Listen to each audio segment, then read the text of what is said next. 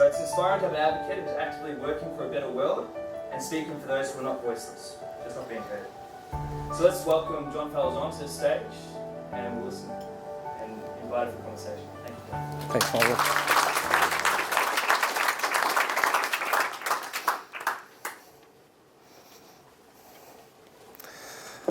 Thanks very much, Michael, for those, or should I say Shane, for those warm words of welcome. And thank you for the invitation to be here today, and thank you for coming and showing your support for Anti-Poverty Week. We're reflecting on inequality and injustice on land that always was and always will be Aboriginal land. I acknowledge the traditional owners and custodians of this land, and I pay tribute to their spirit of collective dreaming, collective resistance and collective hope. May we all learn from them, and may the spirit of the old people who are still here teach us that there is another world worth striving for, a world, a society that is not built on colonisation and hatred and dispossession, but one built on justice and love. One in which people aren't blamed for being locked out or sometimes even locked up. One in which people are not told that they wouldn't be poor if only they were a little bit more productive. Michael said that, I've said before that it's our sacred, what did I say, that it's our sacred duty to not to remain silent. That just sort of sounds like I just like talking a lot, doesn't it? It is our sacred duty not to remain silent. I like that. But yeah, I'm not sure that it's a very good rap. It reminds me, my son, Gian, who's now 17.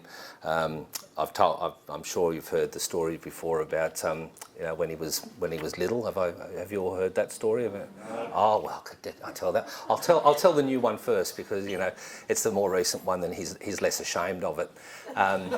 We were sitting out in the garden,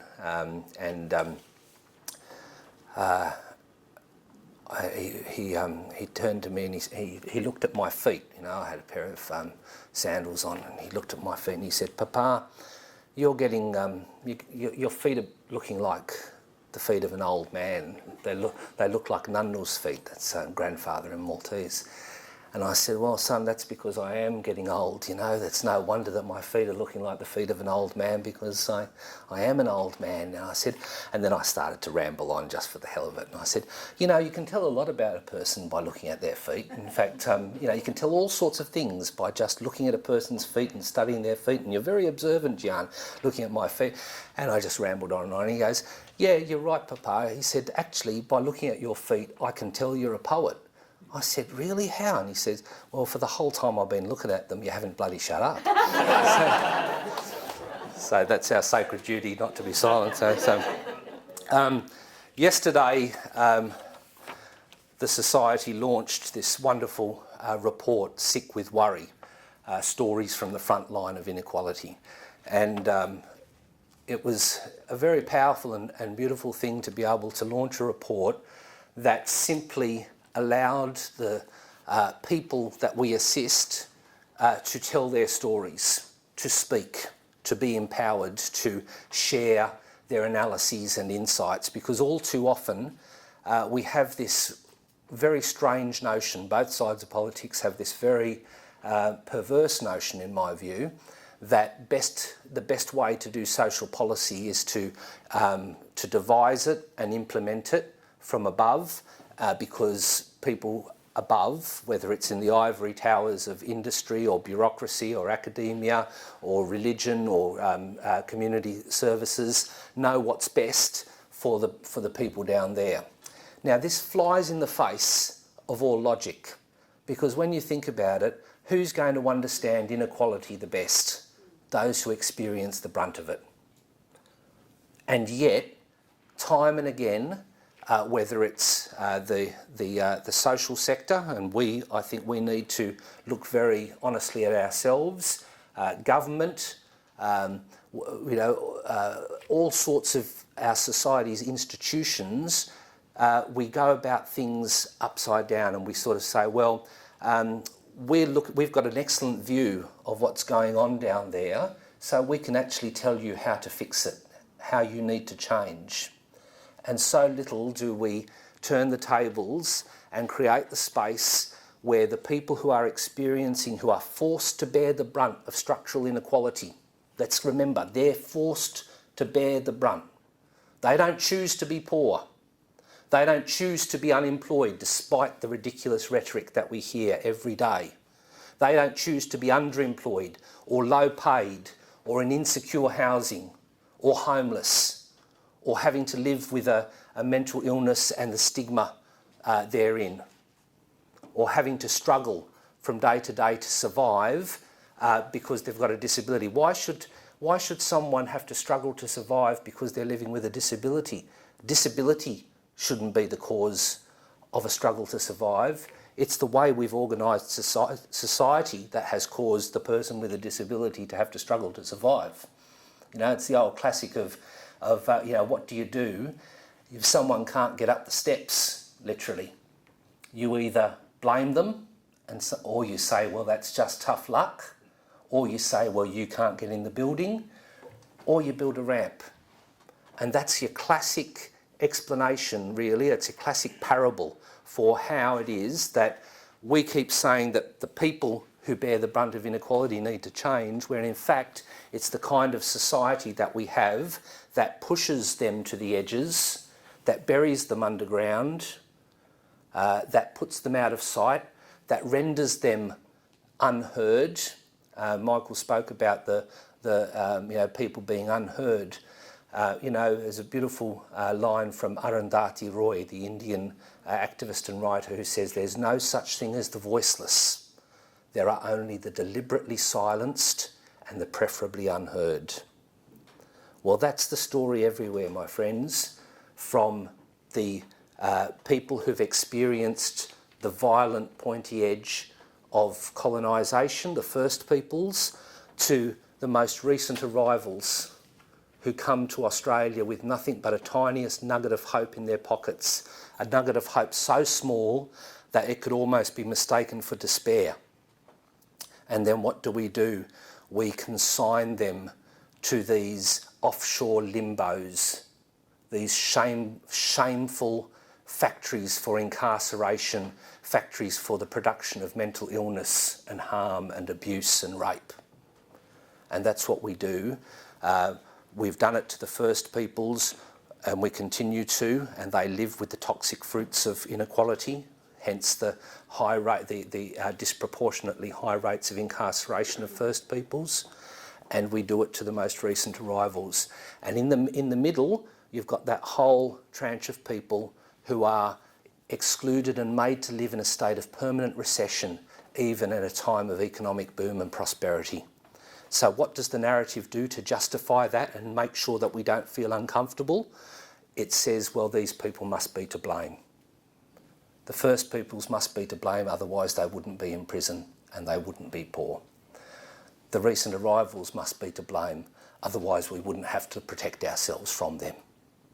I actually heard one government minister recently, and it really upset me, and I shouldn't have been upset because I should know better than to be upset or surprised. But they were talking about the very welcome intake of Syrian refugees, the additional 12,000, which the society has very warmly welcomed, this action by the government, and indicated that we will work constructively with the government to help make this happen. And it's a great thing, no two ways about it. But at the same time that they were doing this, a minister said to a roundtable meeting that I was in attendance at, we've got to sell the message. This minister was saying, that we, the community organisations and refugee resettlement peaks and so forth, we've got to go out and explain to the community that these people are different to the other ones, that these ones want to work and want to be part of the community, as opposed to those that we need to lock up on Manus and Nauru. Now, the reality is, of course, as you well know, And I well know many of the people who we've locked away there are fleeing exactly the same situations of conflict. But somehow we decide who to stigmatise and who to humanise. But it all goes back to, are we willing to listen to the voices from below and learn from them? And that's what that's the beauty of this report, is that it provides the space not to come up with new statistics, but to tell the flesh and blood stories behind those statistics. Stories of people who told us that poverty, or the threat of poverty, homelessness, or the threat of homelessness, housing unaffordability, unemployment or underemployment, the utter uncertainty people felt about the future. All of these things, any one of these things, any combination of these things made them feel, and hence the title, from day to day, made them feel sick with worry. Now, we all know what it's like to feel sick with worry. That's what it is to be human. You have times in your life when you feel sick with worry, sometimes so much so that it literally makes you physically ill. Now, multiply that. Multiply that fragility. We're all fragile. Multiply that vulnerability. We're all vulnerable. Multiply that sickness, that worry, and that's what you have. That's the experience of people who've been shunted out, pushed out, discarded, degraded, denied their humanity, shattered, shunned. And you know what, in the scriptures, the name we have for this group of people? They're the people of God. The people of God are not a religious group, an ethnic group. They're the shattered and the shunned, the discarded and degraded, the humiliated and oppressed. They're the special people of God. And if we choose to stand in solidarity with them, then we are standing, and we become members by virtue of our solidarity and compassion. We become members of the people of God as a privilege, not because we're doing something nice for the people down below. There's nothing human about humiliating people, as we do in the current political discourse, for being forced to survive on the fringes of the labour market, blaming people for their own unemployment. There's nothing smart about ramping up inequality and then blaming people who are forced to bear its burden, supposedly so that the economy can grow, so that the economy can be flexible, these are the buzzwords, agile, attuned to the changes in the global marketplace. It's funny how we're constantly told, and we don't think critically about it, do we, that business needs certainty. Do you recall hearing that often? And you can understand business leaders saying to government, look, business needs certainty. And they're usually referring to some kind of policy setting, an economic setting, financial, fiscal settings and so forth. And it's a very reasonable thing. You know, you hear that and you think, yeah, that's fair enough. Business is in the business of productive activity, economic activity, and so certainty, some degree of certainty in an uncertain world is a healthy thing, and that's fine. But it's funny how the people who are struggling are supposed to get used to everlasting uncertainty. The people who've got little or nothing have to get used to the possibility of losing the little they have. It's funny how they're told that they should embrace the excitement of change rather than fearing it, that they should be unafraid of losing their hard-fought-for gains in the areas of fair wages, conditions in the workplace, social security. All of a sudden, have you noticed, we're ashamed of social security. We're apologising for our level of social expenditure. We should be apologising for our level of inequality.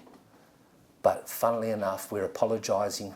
Even today, the new Minister for Social Services has said, oh, we're spending way too much on carers. Guess what? It's Carers Week as well as Anti-Poverty Week. So social expenditure, as long as it's targeted and not, stupidly devised, the international comparisons show that well-targeted levels of social expenditure, and I don't just mean cash handouts, I mean spending on public education, public health, social services, social housing. Social expenditure reduces drastically the level of inequality and child poverty, and yet we're apologising for it. We're told, however, that we should wait patiently for the sound, to hear the sound of, we hear the sound of the wealth trickling down, as long as we create the conditions in which the wealth can be created. But in the meantime, all we hear is the sound of the excluded still waiting, as Pope Francis puts it so eloquently, and who has shocked the pants off of many of the leading lights of the establishment across the globe in speaking this simple truth prophetically and unashamedly. Look, it's true that we shouldn't be afraid, in my view. We shouldn't be afraid in a time of change, especially though if we're the ones making change instead of having it imposed upon us by some kind of invisible hand through the market. Those who say that we need to change are, despite the rhetoric of progress, often trying to take us back to the bad old days when to work was to be poor, when to have a job meant being paid at the pleasure of the employer rather than according to any measures, any imposed and regulated measures of fairness and decency. And to have no work meant having to rely on charity. We not only want change, we in the St Vincent de Paul Society are committed to social change, to create a more just and compassionate society. We want to make change, progressive change, that creates the common good, the common wealth, the common purpose, instead of sacrificing all of the above on the altar of profit and private gain. All of the great progressive social reforms in Australia have been won by the people under the guiding stars of struggle and hope. And social and economic policy settings will always fail to address the structural causes of poverty and inequality as long as they're developed and implemented from above, rather than being the fruit of listening to and learning from the people on the ground. During the years of the Great Depression in Australia, people who were unemployed, there were mass evictions happening for those who were unemployed and unable to pay their rent. Nothing unusual in that, you might think, but out of a movement of resistance, because people in those neighbourhoods saw families being turfed out onto the streets, and the women and the men and children and their belongings were forced to make the streets their home. That's what you call forced homelessness. Okay, it's an obvious example, but all homelessness, in my view, is somehow structurally or historically driven and is an intersection with a personal story.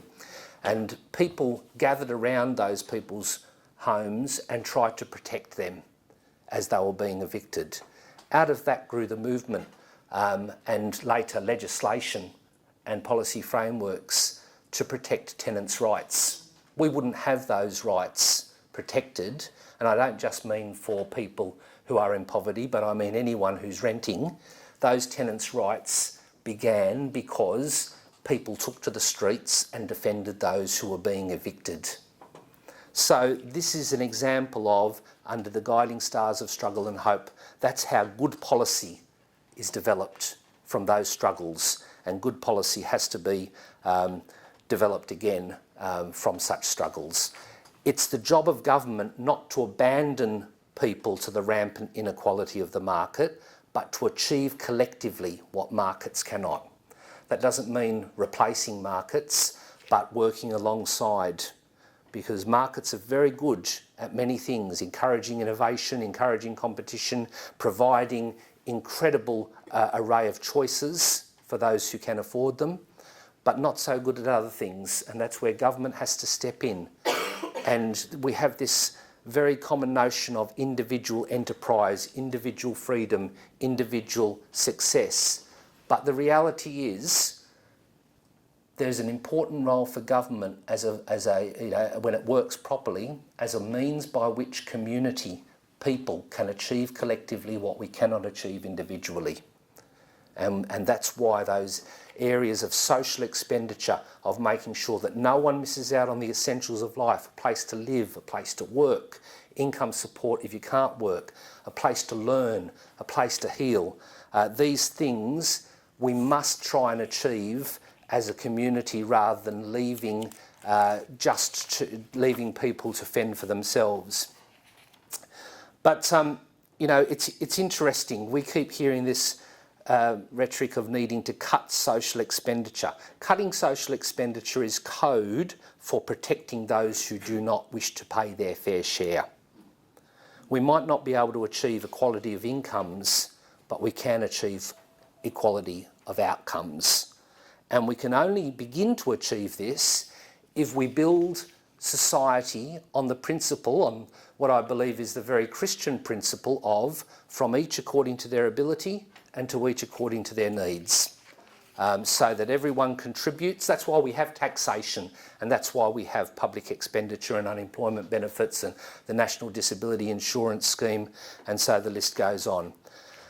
But as inequality grows, a funny thing happens. We used to have a greater sense of that being in things together and wishing to pull together and pool our resources to socialise risk, so that, you know, we share the risks so that we can share in a modicum of security and certainty in a very uncertain world.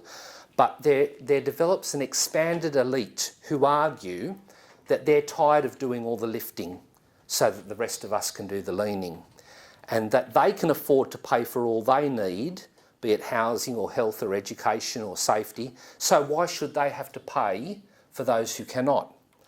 So they begin to drive a wedge on the margins of society, and they attack not only the livelihoods of people experiencing unemployment, but their virtue. Incredible. Engulfing people in this moralising discourse on laziness and turpitude that pathologises and demonises and in one extreme criminalises people. As one of the courageous people who shared their story with us in this report pointed out, after being left with a severe disability from a car accident, the thing that hurt him the most was not the fact of not being able to have a job, even though that pained him, and knowing that he probably wouldn't ever get another job. The thing that hurt him the most was the political abuse that he suffered. The fact that he was characterised as a dull bludger who didn't want to make any contribution to society. It so happened that this gentleman had volunteered in the community ever since he was unable to get paid work. He was very passionate about contributing to the community, and that hurt him more than the unemployment itself. That's something that doesn't cost anything to change. There are a number of things we do need to spend money on to change. That isn't one of them. Interestingly, that's something we can do for free. Just change the way we talk about and think about people. Economist Mark Toma, commenting on the US debates in recent years on the debt ceiling, wrote something very pertinent on this for us in Australia. He said, "We've lost something important as a society as inequality has grown, our sense that we are all in this together. Social insurance," as he puts it, "is a way of sharing the risks that our economic system imposes upon us. But growing inequality has allowed one strata of society to be largely free of these risks, while the other is very much exposed to them. So the upper strata," he says, "wonders, why should we pay when we get little or none of the benefits? Even worse, those at the top begin imposing a virtue and vice story to justify their desire to stop paying the taxes needed to support social insurance programs. Those at the top, they say, did it all by themselves. Those at the bottom, on the other hand, get this, are essentially burning down their houses just to collect the fire insurance." Now, isn't that a brilliant description of how we characterise people who are living in poverty. We basically say that they're purposely choosing unemployment just so that they can collect an unemployment benefit that we're paying the taxes to fund. They're purposely seeking to be classified as having a disability. They're purposely going out and having babies. They're purposely being Aboriginal and they're purposely seeking asylum. I mean, you know, the list goes on. I mean, it's just, you know, the longer you make the list, the crazier it sounds, but that's exactly what we do in order to justify our meanness of spirit as a society. Our problem isn't idleness of the poor, it's inequality. People are forced underground by inequality. They resurface in our prisons and on our streets. They're forced to hock their furnishings, their personal possessions. They seek consolation in the arms of loan sharks and payday lenders. Charity may well tide them over till their next crisis, and sadly charity has been made the default provider of social security in even a progressive country like ours. But it's justice, only justice, that will fulfil their long-term dreams and desires. You're looking a bit serious, so it's time for me to tell you another story. You know, it's always a danger when one speaks like this, that one is accused of being political. And I remember very early in the piece encountering this within the society when I first had the privilege of started working for the society, and someone wrote to me and said, you know, you're sounding very political. And I thought about it and I thought, well, I always take very seriously anything members of the society feed back to me. And I thought, yes, you're right. It is very political, this language, but not party political. We should never be party political, but we do need to be political. We need to be political in the sense of we're not on the side of a political party, we're on the side of the poor. And there are political and economic solutions that we seek, whoever is in government, to prevent the injustice rather than waiting to ameliorate it. You know, that beautiful saying from Blessed Frederick, you know, that charity is the Samaritan who pours oil on the wounds of the traveller who's been attacked, but it's the role of justice to prevent the attack. And that's something the society has to earnestly and passionately work towards, but there's always going to be the danger that we're going to be accused of being political and that we should shut up. Which reminds me of a true story from Sydney Archdiocese. A very well-loved Irish priest was accused by his parishioners of being too political because every opportunity, this was back in Cardinal Gilroy's time, every opportunity Father would get up and start railing against the Brits, which is, you know, his God-given duty to do, of course, as a loyal Irish patriot. So the parishioners loved him, they were fond of him, but they were tired of his political rants and wanted some spiritual sustenance in the homilies instead. So they went to Cardinal Gilroy and they said, look, we don't mean any harm, but perhaps, Eminence, you could have a word with Father and just, you know, gently prod him to sticking to spiritual themes rather than Irish politics, if that's okay. So Gilroy called him in and you know, said, oh, look, Father, you know, there's a Cardinal Gilroy impersonation there. So, anyway, and as a loyal priest of the Archdiocese, he said, you know, I'll do as you wish, Eminence. I do a reasonable Irish accent because I was taught by the Patrician Brothers, and the education wasn't great, but the accents were brilliant, and the rugby league. I mean, they gave us both things. You know, he goes back to his parish, and the parishioners are delighted because from that point on, he preaches only about the scriptures and the doctrine of the church, and not a word about the troubles in Ireland or about the terrible colonisation and dispossession of the Irish people by the Brits and so forth. And people were saying, this is great, we're really pleased that we did this. Until Holy Thursday night. His father gets up and he decides to retell that story of the Last Supper. And he says, well, my dear people, you know, what do you reckon, 4 out of 10? So I'm Maltese, for heaven's sake, you know, and forgive the political incorrectness of this. I have every right to make fun of my own people, including my compatriots here who are here, but I have no right to make fun of the Irish people, but God will forgive me because God is good. He goes, well, my dear people, you know, what happened on that first night when our blessed Lord celebrated the first Holy Eucharist with the apostles, and he said, one of you here is going to betray me.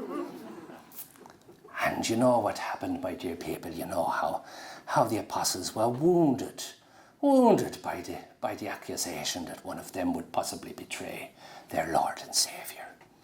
And you know, you know the story, my people. You know, Simon Peter said, you know, I will never deny you. I will never deny you, Lord. And young John laid his head against the heart of our blessed Lord and wept. And Andrew and James and all of them piped up, said, I wouldn't do that, Lord. I wouldn't do it in a million years. What are you talking about? A load of blarney, you know? Very Judean language, of course.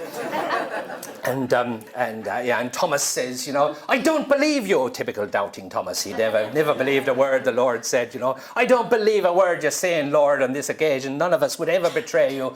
And then Judas Iscariot pipes up and says, I say, old chap, you don't think it could possibly be me, do you?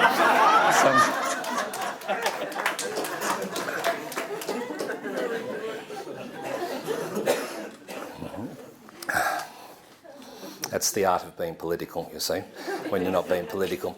But, you know, our current Pope is profoundly political in that sense that, and you know, it's not a matter of putting a political gloss over a religious doctrine.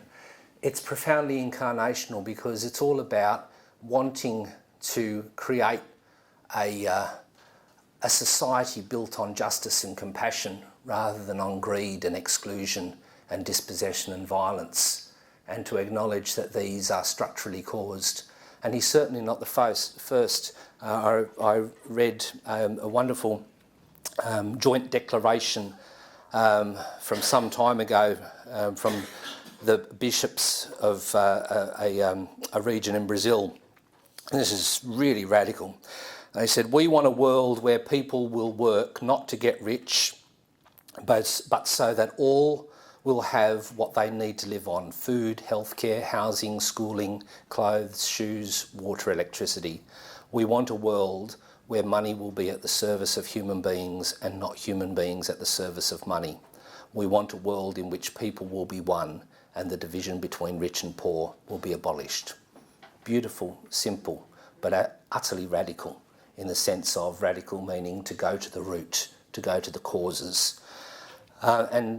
Timothy Radcliffe, the Dominican, wrote recently, we must take stands in favour of a taxation system that favours the common good.